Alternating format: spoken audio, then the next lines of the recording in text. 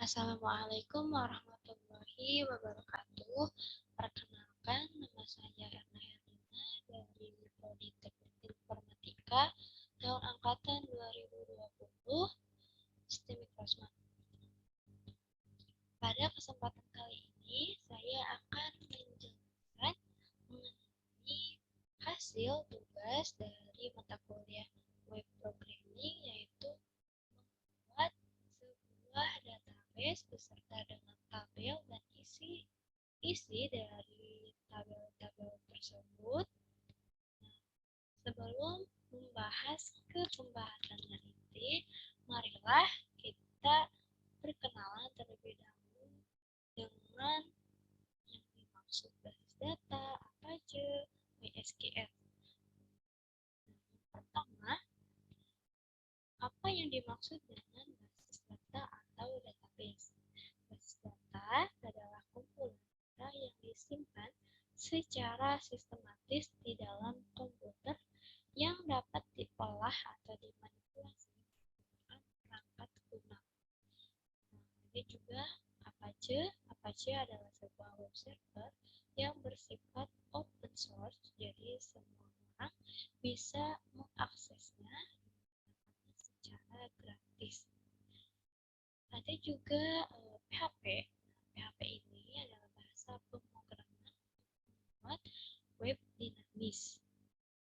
Yang terakhir ada MySQL. Nah, MySQL ini adalah sistem manajemen database yang sering digunakan bersama PHP.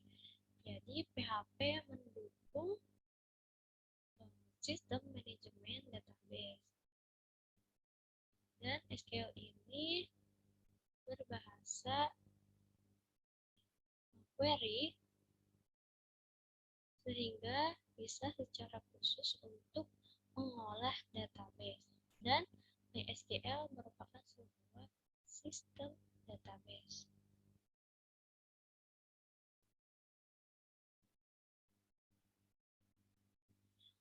Untuk menghubungkan PHP ke database adalah suatu keharusan dasar dalam pemrograman web.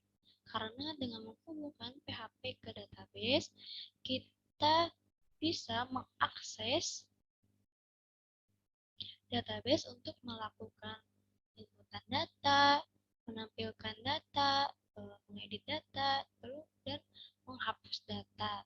Nah, untuk menghubungkan PHP dengan database, di sini saya sudah membuatkan semua codingannya, yaitu mengkoneksikan database, sehingga hasil dari semua codingannya adalah seperti ini. Jadi, di sini saya akan menjelaskan bagaimana cara membuat atau mengkoneksikan database, tabelnya, lalu mengisi tabelnya, dan mengupdate data dari database. Yang terakhir yaitu menghapus data dari database. Nah, untuk pertama-tama di sini kita harus mengaktifkan terlebih dahulu Apache dan MySQL-nya pada XAMPP karena di sini saya sudah mengaktifkannya yaitu dengan mengklik seperti ini, nah klik start sehingga ini artinya Apache dan MySQL-nya sudah aktif dan bisa digunakan.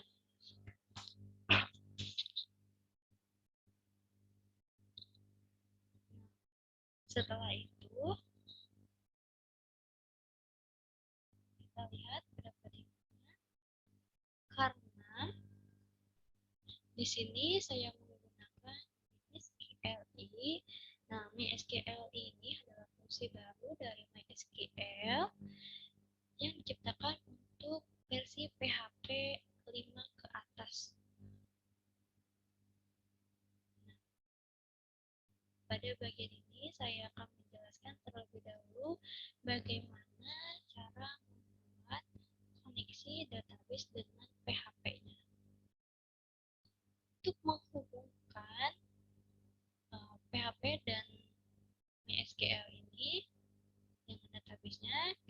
kita harus membuatkan terlebih dahulu koneksi database dengan PHP dan MySQL. Dan juga kita harus membuatkan database-nya berdasarkan dari tugas dari mata kuliah web programming minggu ini, yaitu membuat database pegawai. Maka di sini saya sudah membuatkan database pegawainya. Pertama, saya akan menjalankan terlebih dahulu koneksi. Di sini tag buka tanda tanya PHP artinya kita akan memulai codingan yang menggunakan pemrograman PHP. Di sini pada garis ini server name artinya pada parameter server name ini hostingnya atau nama hostingnya adalah localhost. Pada parameter kedua yaitu username dari MySQL-nya ini adalah root. Ini adalah sebuah username default dari MySQL. Yang ketiga ada password. Nah, password ini diisikan kosong atau jika memang kita memiliki password, maka password tersebut harus sama dengan apa yang sudah kita buat pada MySQL-nya. Nah, di sini pada bagian ini MySQL ini artinya untuk menampung dari fungsi MySQL connect. Nah, MySQL connect ini adalah untuk mengkoneksikan atau menghubungkan dari semua parameter yang sudah digunakan. Untuk memeriksa hubungan antara PHP dan database, ada sebuah if kondisi.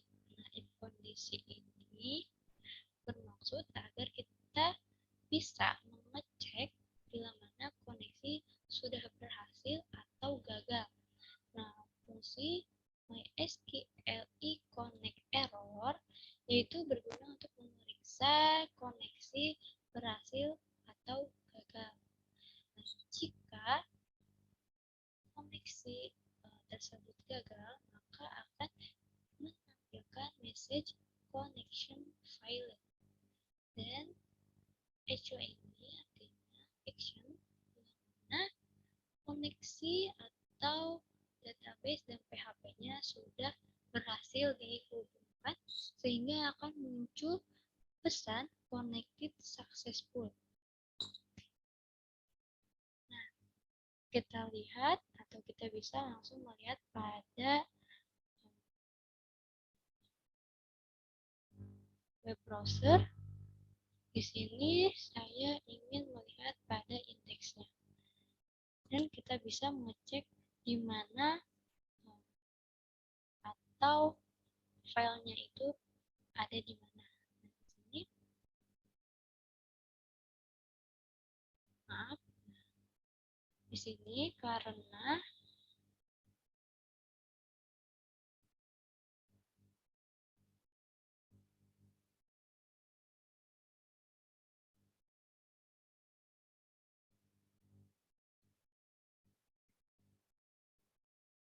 di sini ternyata koneksi telah berhasil sehingga keluar atau menampilkan message connected successful.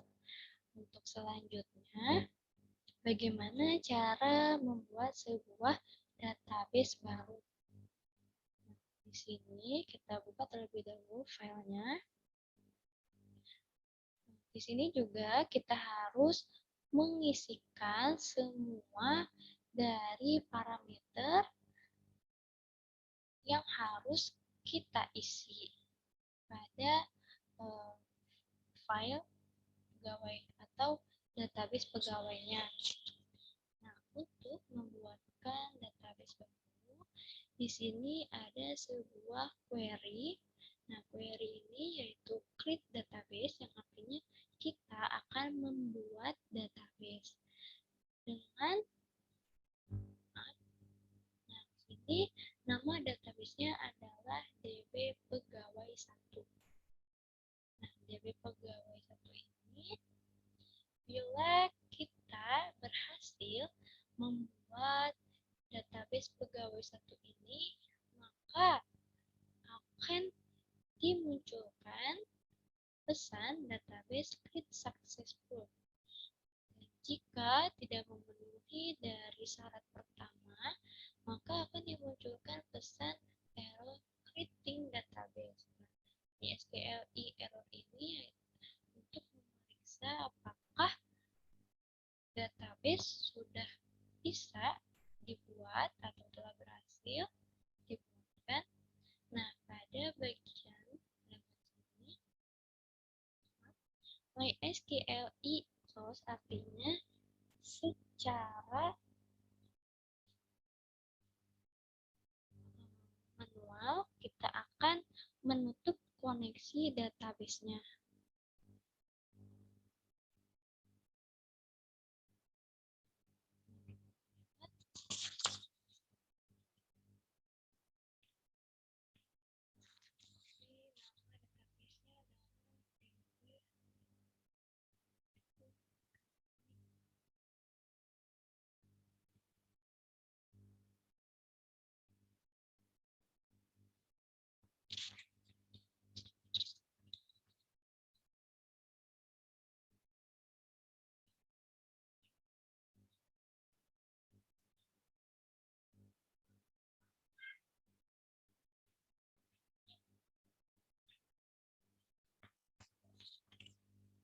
Nah, di sini karena sebelumnya saya sudah pernah mengeceknya pada web browser, sehingga akan muncul message-nya ini adalah error creating database.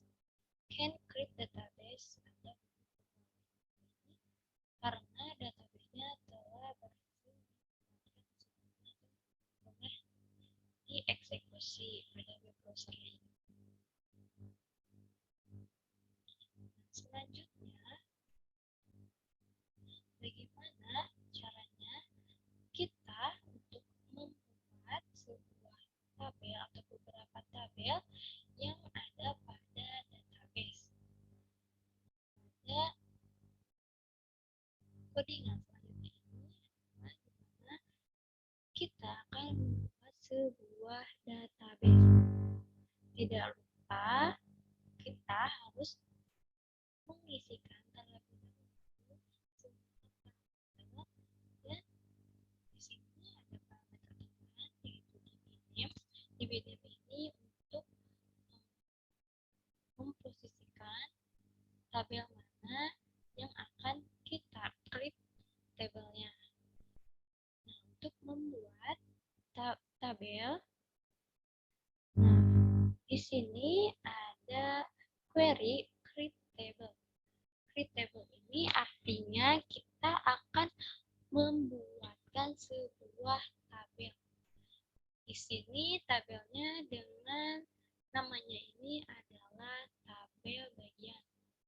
Nah, di tabel bagian ini harus diisikan data-data apa saja yang ada pada tabel bagian ini.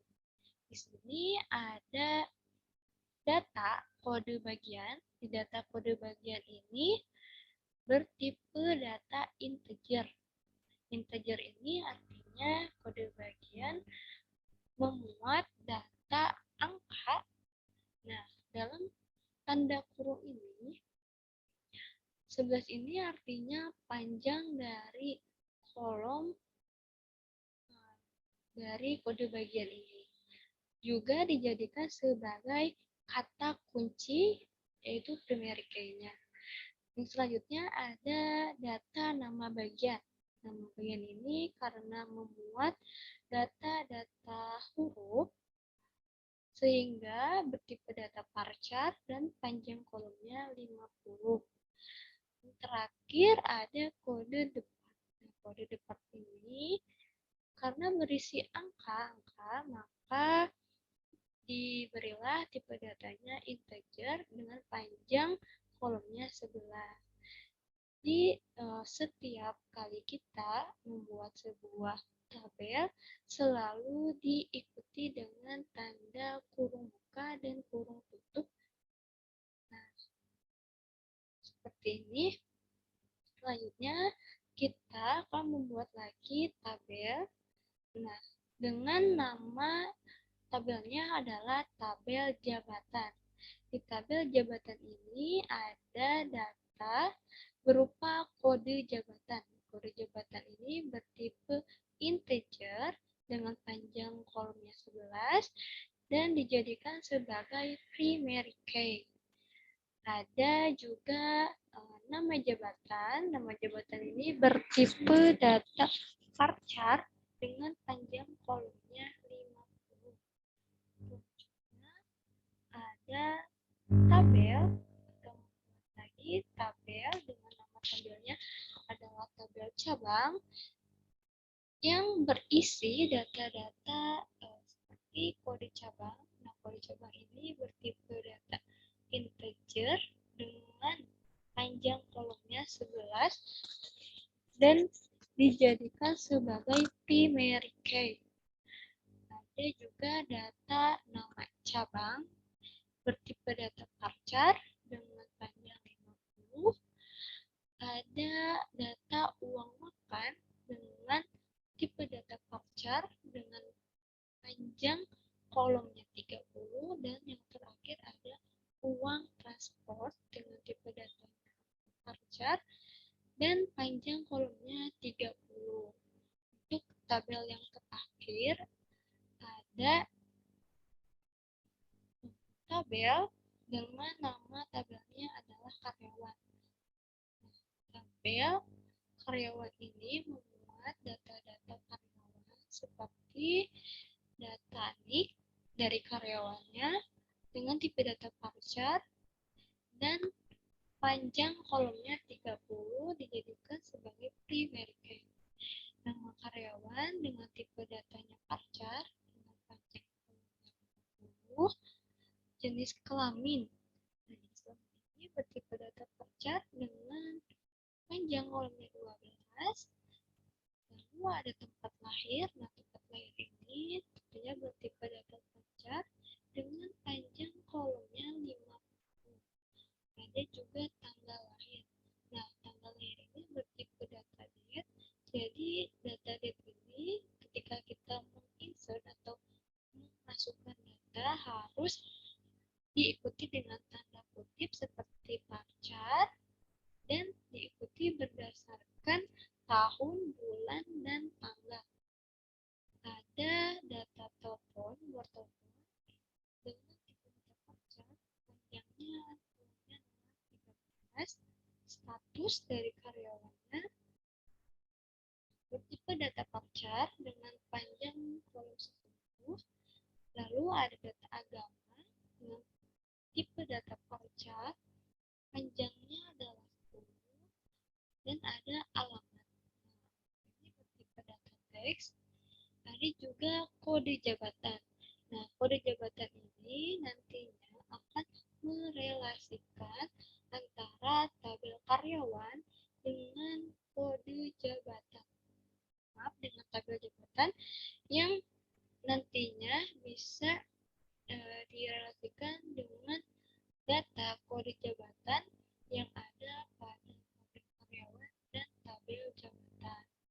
Lalu, tipe data dan panjang yang ada pada tabel karyawannya atau kode jabatan ini harus sama dengan kode jabatan yang ada pada tabel jabatan.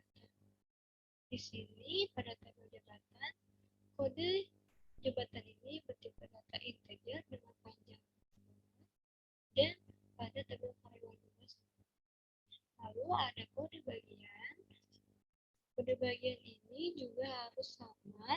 seperti yang ada pada tabel bagian, karena tabel karyawan ini nantinya akan direlasikan dengan tabel bagian. Terakhir ada kode jabatan, kode cabang. Nah, kode cabang ini juga harus sama dengan yang ada pada tabel cabang, karena tabel karyawan akan merelasi dengan tabel cabang. Setelah itu, kita bisa mengeksekusinya, melihat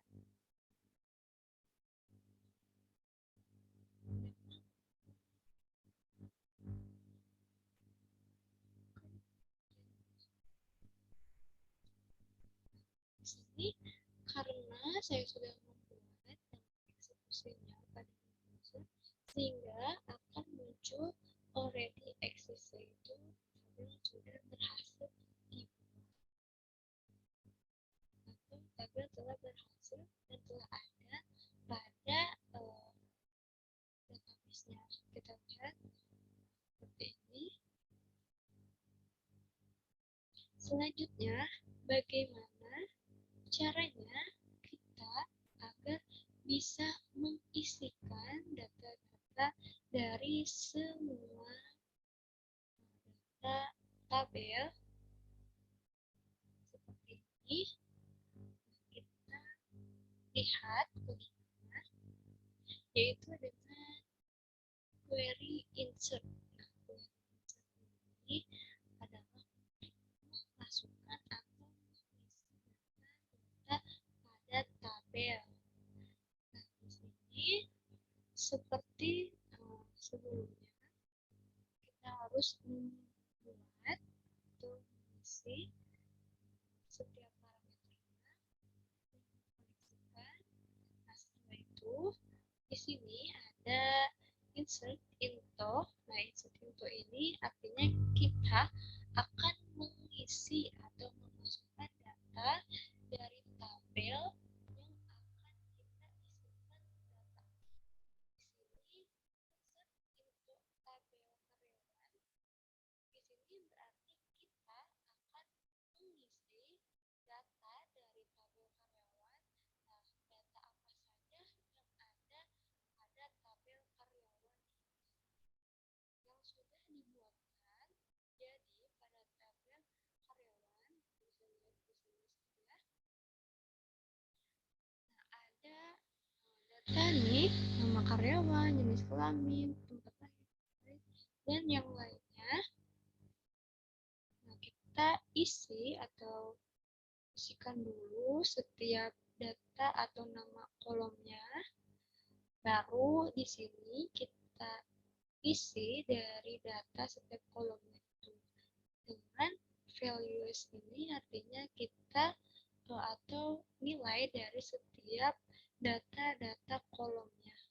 Di sini pada kolom pertama yaitu data nick, sehingga karena nick ini berupa data angka, jadi tidak perlu diikuti atau diawali dengan tanda kutip seperti halnya data nama karyawan. Nah, data nama karyawan ini karena bertipe data bar chart sehingga harus diikuti dengan tanda kutip. Nah, sini pada kolom pertama isi dari data tabel karyawan, nicknya ini adalah 32, nah seperti ini. Lalu nama karyawannya adalah Mas. Nah, jenis kelaminnya ini adalah perempuan. Tempat lahirnya karena bertipe data per chart, yaitu diikuti dengan tanda kutip. Virusnya adalah Karawang. Tanggal lahir. Tanggal lahir ini bertipe data date seperti yang sudah dibilang. Date ini juga harus diawali dengan tanda kutip dengan berdasarkan yang pertama adalah tahun, yang keduanya bulan, yang ketiganya adalah tanggal. Lalu ada nama telepon, values-nya adalah nomor atau angka, tapi karena bertipe data pacak sehingga harus diikuti dengan tanda kutip. Ada status. Nah, status ini yaitu berisi data seperti belum menikah, sudah menikah, dan bertipe data pacak sehingga harus diikuti dengan tanda kutip. Ada agama. Nah, agama ini values-nya adalah Islam, alamat dari karyawannya atau karyawan ini adalah Jala Pancawati. Nah, ada kode jabatan. Nah, kode jabatan ini yaitu values-nya 015. Karena bertipe data integer, jadi tidak perlu menggunakan tanda kutip 2. Dan nantinya kode jabatan ini yang menjadi relasi antara tabel karyawan dengan tabel jabatan.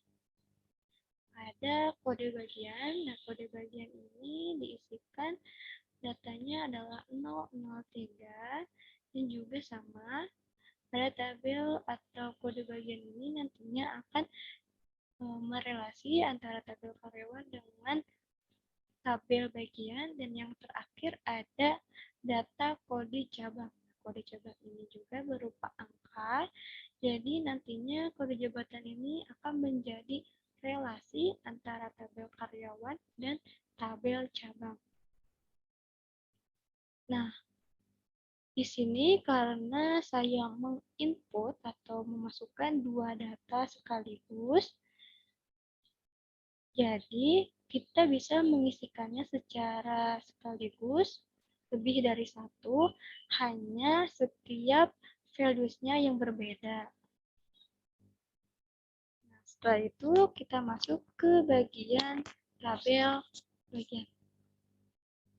Nah, di tabel bagian ini juga kita harus mengisikan data sesuai dengan kolom yang ada pada tabel bagian.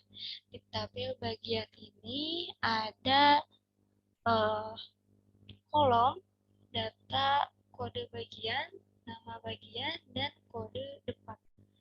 Nah, values-nya adalah 002 dengan nama bagiannya adalah purchasing dan kode departemennya adalah 220. Seperti halnya pada pengisian, hanya dibedakan data dari values-nya saja. Setelah itu,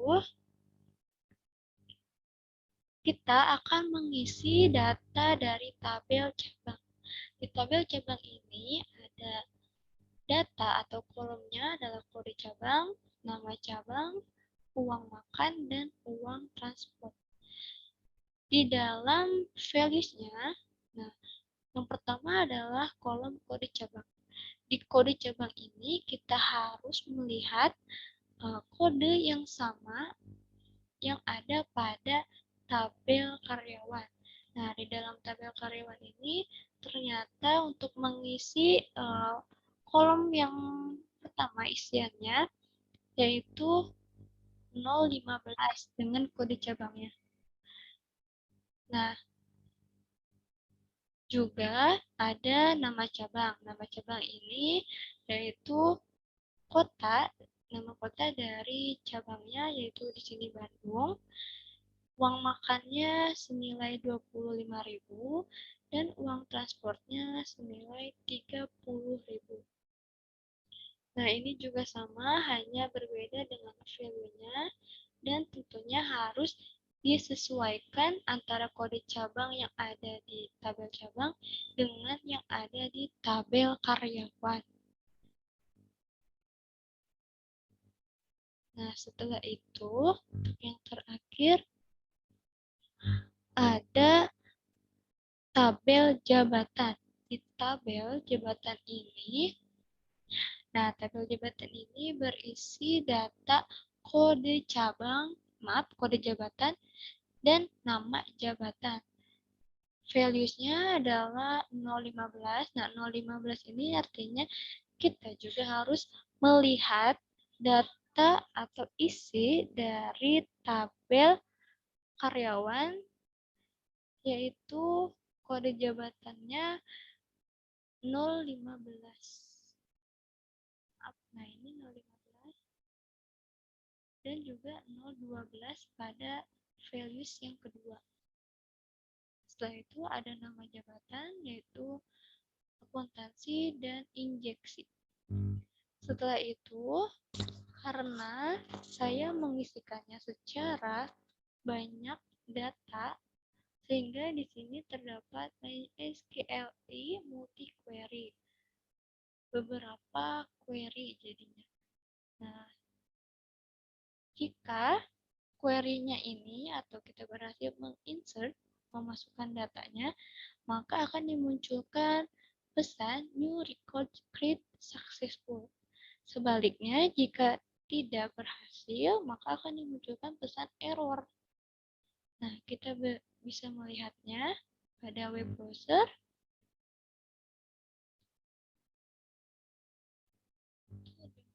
Insert tabel. Insert tabel.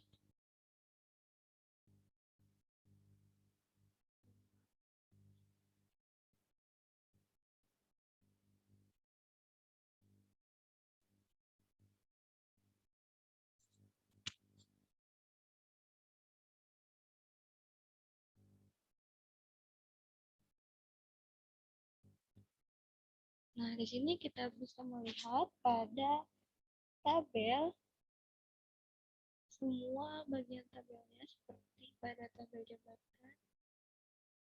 Pada tabel semua. Nah, contohnya pada tabel bagian, di tabel bagian ini. Nah, pada tabel bagian ini,